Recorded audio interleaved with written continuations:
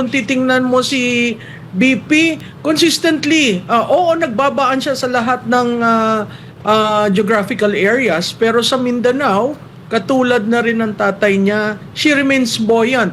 Nasa 75% ang suporta sa kanya. So, makikita mo yung base ni BP Inday hindi nagme-melt, nag-hold yon at actually kaya she remains buoyant dun sa total na ang approval rating niya 53 at ang kanyang trust rating ay 46%. Masasabi mo lahat dumaus-os. Bumaba rin si BP Sara pero siya pa rin yung bukod tangi na pinakamataas na approval rating at trust rating. Yun ay nakakagulat dahil sa daming binato sa kanya simula Agosto ng 2023 nang simulan yung budget, nagsimula na ang pagtira sa kanya.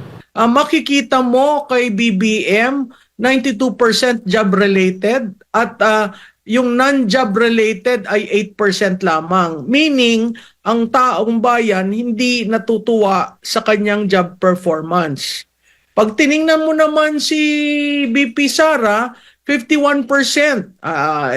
Ikinakabit ang pangalan niya sa ICC, kinakabit ang pangalan niya kay Pastor Kibuloy.